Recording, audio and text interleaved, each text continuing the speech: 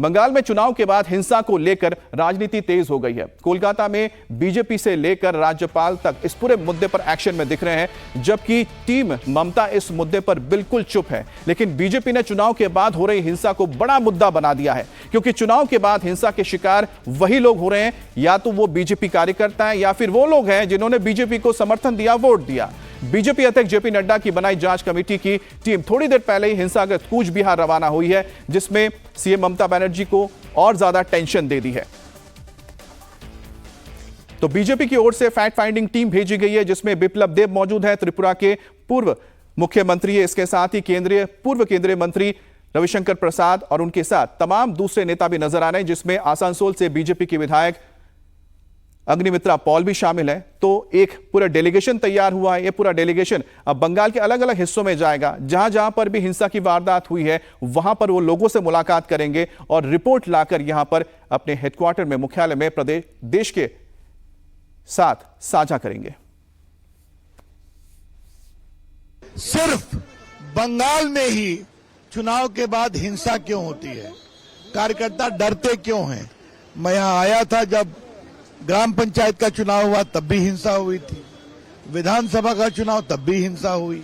आज फिर हिंसा हो रही है। पूरे देश में चुनाव हुआ, कहीं तो इस तरह से हिंसा नहीं होती है। ये क्या कारण है कि हमारे कार्यकर्ता डरे हुए हैं, जनता डरी हुई है? ये बहुत गंभीर बात है और ममता जी डेमोक्रेसी में बिलीव करती हैं, तो इसका जवाब देना पड़ेगा। उन्होंने वो शपथ लिया है जो मैं राज्य को रक्षा करूंगी और राज्य के दल मत निर्विशेष में धर्म के ऊपर उठ के मैं सबको रक्षा करूंगी, ऐसा उन्होंने मुख्यमंत्री के नाते। कितना हो रहा है, क्या पता चल रहा है आपको? अभी तक हालांकि विजिट करने वाले हैं, क्या वायलेंस कितना हो रहा है? तो वायलेंस तो पूरे बंगाल में और 7 जिले में बहुत ज्यादा हो रहा है। मैंने कल कलकत्ता में जो पार्टी ऑफिस में मिले थे, जो 400 के आसपास हमारे कार्यकर्ता घर नहीं जा पा रहे, और आज ईद के दिन है। ईद के दिन है। हमारे संख्यालघु भाई हमारे पार्टी ऑफिस के साथ जो हमारे व्यवस्था रखा हुआ है कलकत्ता सिटी में, वहाँ ठहरे हुए हैं। आज ईद के दिन में अपने घर में नहीं जा पा रहे। ये आपका ये राज्य का हालत है।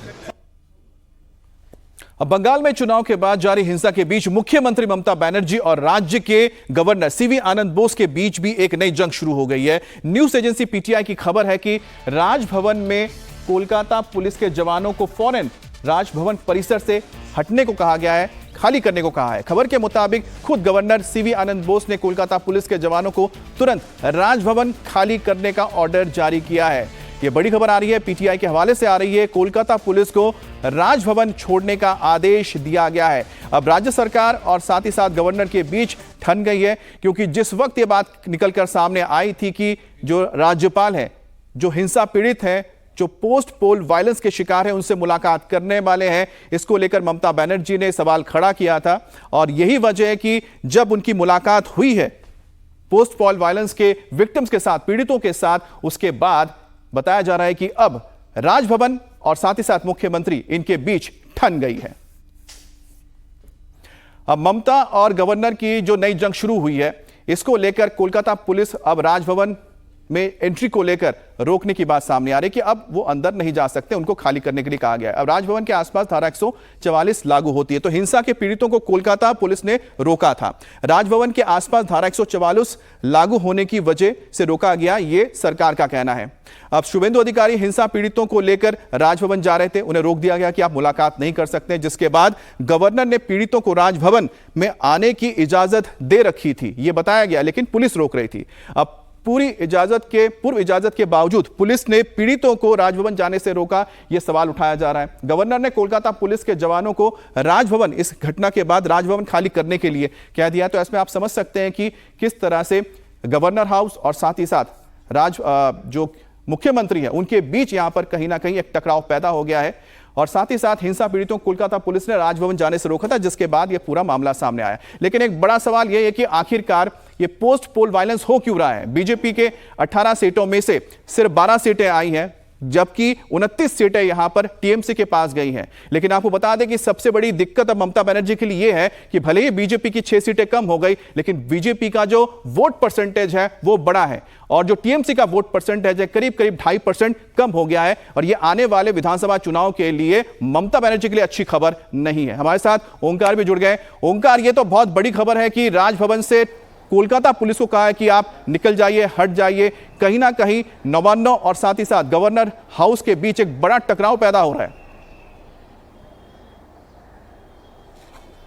जी अमित, ये तो एक बड़ा टकराव है क्योंकि कल जब देखा गया शुभेंदु अधिकारी जब राजभवन में पहुंचे तो उनके बाद सीवी आनंद बोस ने उनके साथ बात किया और जो बात सामने आई वो है कि गुरुवार को जब शुभेंदु अधिकारी विपक्षी नेता वो राजभवन पहुंचे थे हिंसा से पीड़ित लोगों को लेकर, वहां पर सीवी आनंद बोस ने परमिशन दे के रखी थी कि जो भी हिंसा से पीड़ित लोग हैं उनको राजभवन ले जाया जाए। लेकिन 144 धारा को सामने रखते हुए कोलकाता पुलिस ने उनको रोका और उनको राजभवन के 100 मीटर के बाहर में ही रोक दिया।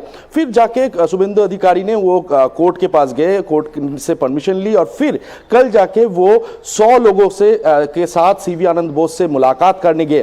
तो फिर वही वहां से ये जंग शुरू होती है और जैसे कि देखा आज सूत्रों की तरफ से अभी जो खबर मिल रही है कि जितने भी पुलिस कर्मचारी है कोलकाता पुलिस के उनको तैनात किया गया है राजभवन में, उनको हटा दिया जाए, ऐसे ही खबर अभी सूत्रों के मुताबिक मिल रही है। हालांकि ये खबर की पुष्टि अभी तक नहीं हो पाई है सरकारी रूप से, लेकिन जो सूत्रों के मुताबिक मिल रही है कि कोलकाता पुलिस को जितने भी तैनात है राजभवन में उनको जल्द से जल्द हटाया जाए। ये पहली बार नहीं है अमित, इसके पहले भी हम लोग देख चुके हैं कि राजभवन के साथ नवान्नों का जो टकराव वो जारी था, क्योंकि इसके पहले भी सीवी आनंद बोस ने कहा था कि कोलकाता पुलिस जो है वो अंदर की यानी कि राजभवन की जो खबर है वो खबरें बाहर लेके जा रही है, नवान्नों तक पहुंचा रही है, ऐसे करके वो पहले भी आरोप लगा चुके हैं। लेकिन इस बार जो टकराव है वो टकराव बहुत बढ़ गई है और राजभवन के साथ नवान्नों का जो जंग ये जाहिर सी बात है। इससे पहले तो सूत्रों के जगदीप धनखड़ गवर्नर हुआ करते थे उस वक्त भी इस तरह के टकराव देखने को मिले। सीवी आनंद बोस के आने बाद लगा था कि शायद